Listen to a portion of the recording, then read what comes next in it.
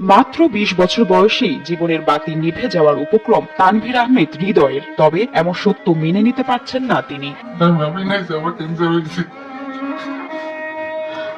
আমার যে ক্যান্সার হয়েছে এটা আমি বুঝি না। অসহ্য যন্ত্রণায় দিন পার করতে থাকা হৃদয় ভুলে গেছেন নাওয়া খাওয়াও। পেটে একটা টিউমারের মতো হয়েছে। এই পেটে যদি আমি ব্যথা কিছু খাইতে গেলে আমার পেটে ব্যথা উঠে অনেক ওইটা হয়েছে।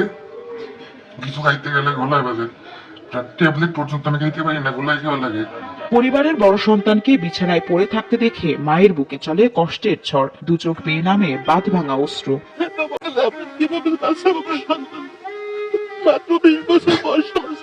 মাস ৬ আগে রিক্সা চালাতে গিয়ে হঠাৎ অসুস্থ হয়ে পড়েন হৃদয়। এরপর থেকেই মাঝে মাঝেই অসুস্থ হয়ে পড়তেন তিনি।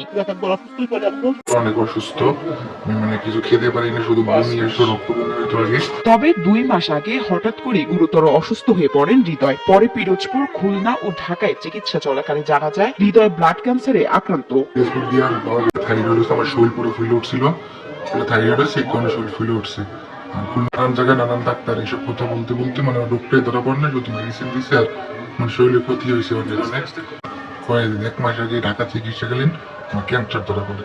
পিরোজপুরে দরিদ্র রিকশা চালক হাসিব মল্লিকের ছেলে তানভীর আহমেদ হৃদয়। বাবার সামান্য আয়ে সংসার চলছিল না, তাই এসএসসি পাশের পর পড়াশোনার পাশাপাশি সংসারের সাহায্য করার জন্য নিজেই রিকশা নিয়ে নেমে পড়েন রাস্তায়। ভর্তি হয়েছিল, কিন্তু আর্থিকের তার অভাবে ছেলের চিকিৎসার ব্যবস্থা করতে পারছেন না তার পরিবার। মানে ইনকাম করি তা দিয়ে আমি খাইতে পারি না, টাকার ওর ডাক্তার দেখাবো কেমনি? এখন তো কষ্ট, বাসায় হেলানো, চিকিৎসা ভাবে চালাইতে পারতাছি না। আমার হাতে যা ছিল 5টা মাসে আমার যে কয় টাকা ছিল পরিপূর্ণ করতেছি না।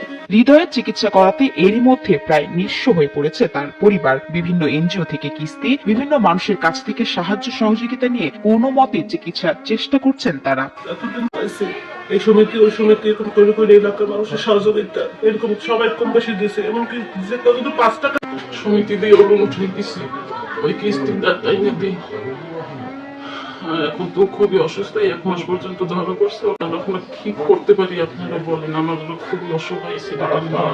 সুস্থ জীবন ফিরে পেতে হৃদয়ের ৮ থেকে ১০টি কেমোথেরাপি লাগবে বলে জানান হৃদয়ের স্বজনরা, যার ব্যয়ভার বহন করার সামর্থ্য নেই রিকশা চালক বাবার। তাই ছেলেকে বাঁচাতে সমাজের সামর্থ্যবানদের কাছে সাহায্যের আবেদন জানিয়েছেন হৃদয়ের অসহায় মা।